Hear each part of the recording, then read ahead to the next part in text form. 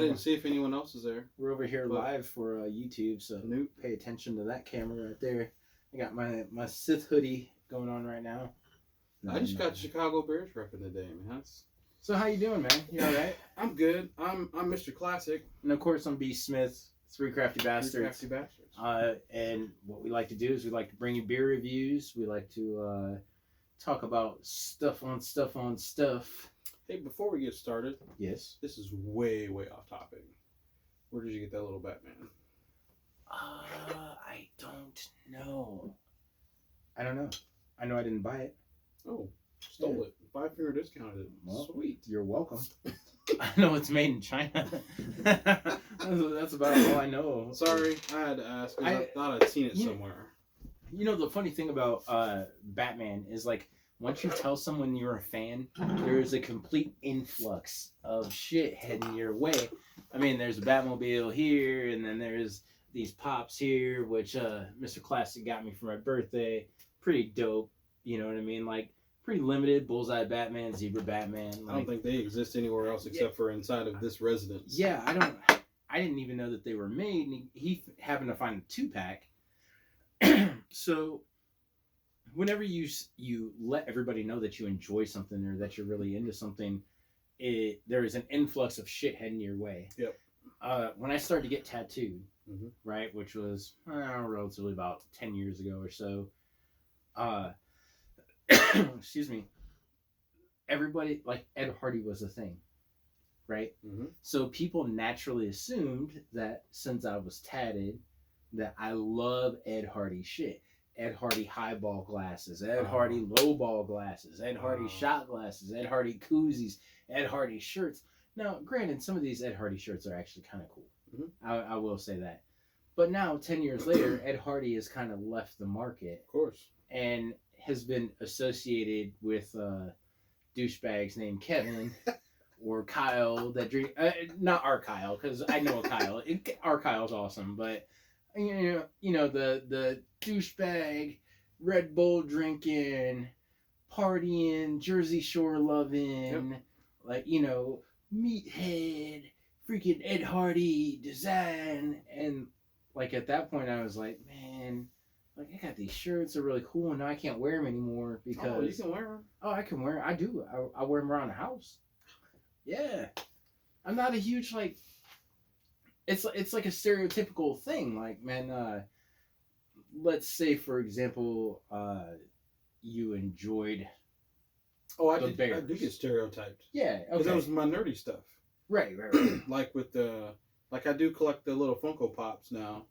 But like you said, with the sports, Star Wars, my friends got me a Star Wars book bag. Nice. And when they got it for me, I don't know if they had good intentions, because they said it'll probably keep me a virgin for the next 5 years. So it was cool though. I still wear it on my back, use it. I use it a lot actually. When I go to the gym, a little overnight stuff. If I go to Indianapolis or something like that, or like an overnight, or even when I go to their place, I will probably use that bag.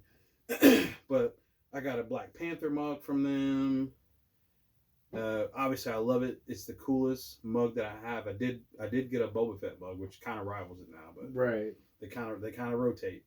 But anyway, yeah, you kind of get stuck stereotyped with stuff that hey, I like this, or you're smart about that. That's what you get stuck with. Got it. So, as much as I love Batman, as much as I love being tattooed, like, you know, like, there's certainly like an influx of comic book affiliated things that have been sent my way based on the fact of, you know, like this, based on things like that. So I'm not going to say that I don't love it and that I don't want to continue to receive it, but people grow. I'm never going to grow out of being that guy. I'm going to like it probably forever, probably. Yeah, certainly, man. But you want to like, allow me some room to grow, because quite honestly, man, as much as I love Batman, like, Flash is my new hero. Really? Yeah, dude. Yeah, certainly. Think about it. I mean, he's a better character. He is, and his rogues gallery is kind of like chintzy, but he's got some good villains. Reverse Flash is probably one of my favorite villains. Yeah. You know, like throughout all villainry, Yeah. I guess. But it is what it is. So while we were kind of just talking right there, I was actually looking for some information, which I found. Marlon, Mr. Classic here, is responsible for our beer choice tonight. So why don't you tell us what we got? Well, first of all, if anyone who's been watching this show for any length of time, whenever I pick a beer, I try to go something local. And I've gotten beers from like Bloomington, Evansville, here locally in Fort Wayne, Indianapolis. Lots of different breweries here in the state that I can pick from. And I had a beer, a porter, I think it's called Fat Bob, a porter. Yeah. From Hop River. Right. And I was like, man, I'm getting this because I want a porter. I want a porter. It was good. It was dark. It was like motor oil so dark. he had it before, and I put it back, not because he didn't know I put it back, but I put it back because of this one I came across from, like we were talking in the intro, from Saugatuck Brewing in Saugatuck, Michigan. This is a blueberry maple stout. And I basically stopped in my tracks and put the porter in this spot. So I was like, oh my Nice. God, I have to have this one. A decision was made. A decision was definitely made. We've had different Saugatuck beers. You've probably more than I have, because I've had maybe one, maybe two at the most. Yeah, so Saugatuck is responsible for probably one of my favorites, especially around this time of year. They make a Neapolitan Stout. And I'm telling you, if you've never had the Neapolitan Stout, please go out and try it. It is exactly what it advertises it to be. So it is Neapolitan ice cream. You know, you get your strawberry, your vanilla, your chocolate. And I originally bought this beer years ago, and I was like, yeah, I'll give it a try, man. It's not a huge deal. What if I don't like it? I'll pass it off to my friends, you know, who are a little more seasoned than I was at that time. I tried this beer, and I was like, holy shit. It nails every single flavor. And you've had it before, right? I did. We had it, I would say last winter, spring, last fall, winter time. Yeah. And what I remember about it is that it was layered. The flavors were layered. Right. So the way that the flavors hit your palate, let's say, is exactly how it says. It is a little bit of the vanilla, then it hits you with that chocolate, and then it kind of finishes with that strawberry. And I was like, man, this is amazing. It is. Like, I probably still have never had a layered beer as good as the Neapolitan Milk Stout. Yeah. So if you see that out on the shelves, please pick up. It comes in a 4-pack. Which I did. You're not going to spend a mint on it. You're probably going to spend like maybe $12, $13 on it. The alcohol percentage, I want to say, is like over 6%. But I would say between 6 and 8%. I don't remember. Yeah. I mean, because it's a stout. So naturally, they'll start at like 6 and up. So I'd say it's between 6 and 8%. Definitely worth to buy based on flavor alone. Yep. And this one is, as it advertises on the bottle, I believe it's at 6.0. Yeah, 6%. So I'm going to go ahead and pour over here. Give you guys a little bit of that. Oh, man. Look at that dark, like, mapley. You remember what we were talking about last week when we had that brown ale? Yeah. How the brown ale, you could almost see through the brown ale. Not this guy right here, though, man. Yeah, Check not this that one. out. Because that one's like solid. You can see the carbonation on there. That's like HD right there. That's that 4K. Yeah, you can see all the carbonation in there. Dude, you could have at least got Mario in the front. Dun-dun-dun-dun-dun. What? I didn't know that's what he was on there. Shows how observant I am, doesn't it? Yeah. Wait, is he still on there? Oh, yeah, he's right there. Is that what you were saying too? Here's the happy. I like that. So,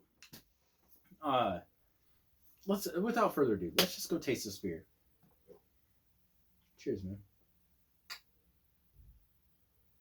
Ooh. Okay. So I get the maple right off the bat. Yeah. I get a little bit of blueberry.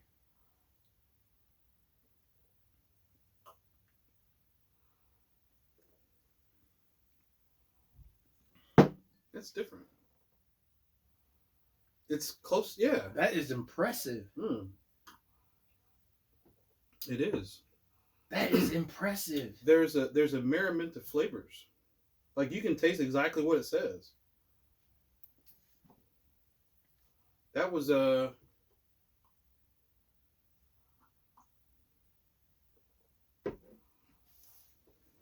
wow.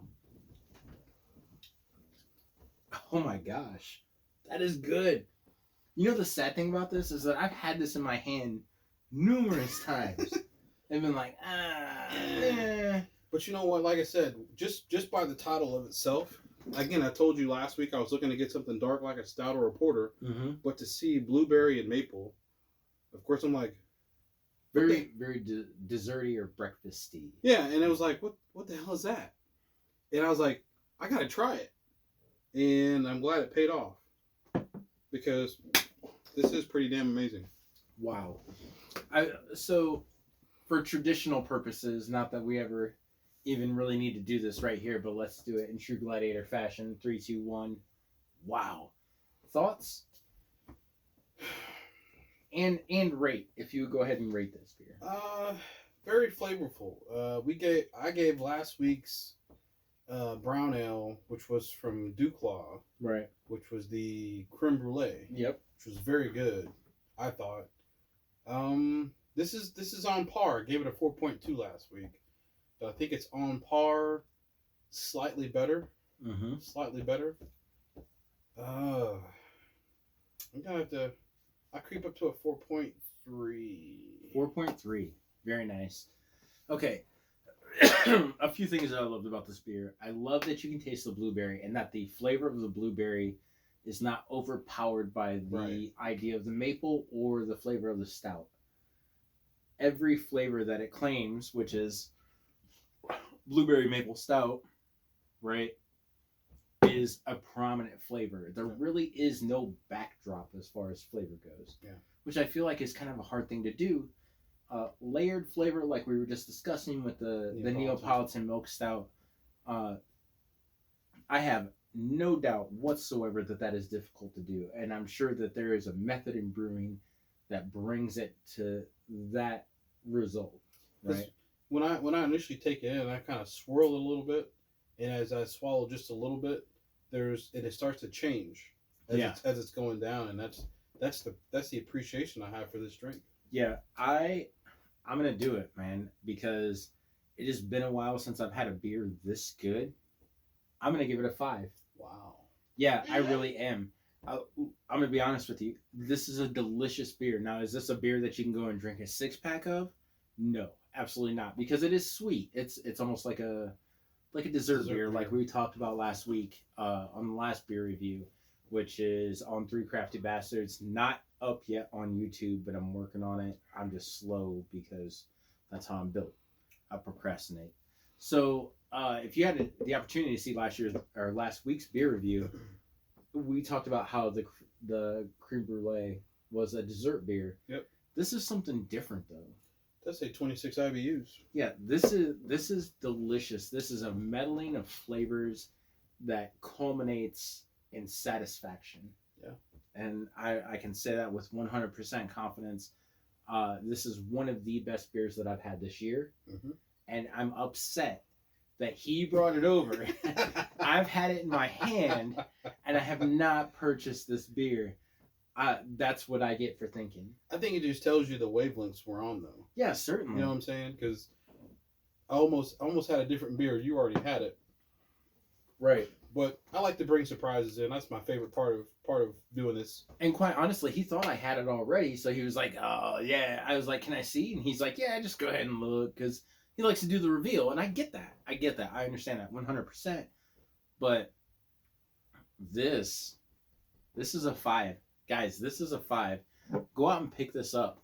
If you are in the area, if you're in the Midwest, go out and pick this up. This black or blueberry maple stout by Saugatuck Brewing out of Michigan. This is delicious. And maybe not right now, but actually, right now. I'm going to ask if he'll leave one of these so that I can have an additional one probably later on. People that know me and people that come over, they know that you can get into my fridge or get into our fridge whenever you want. Whatever you want, man, there. And it's free. Help yourself, man. Don't make me get your beer, right? But there's a section of the fridge in the door, in the door, where I keep beer club or I keep beers I'd like to hold. I still have the cream brulee beer. I have one left, right, from last week. So I got that in the door.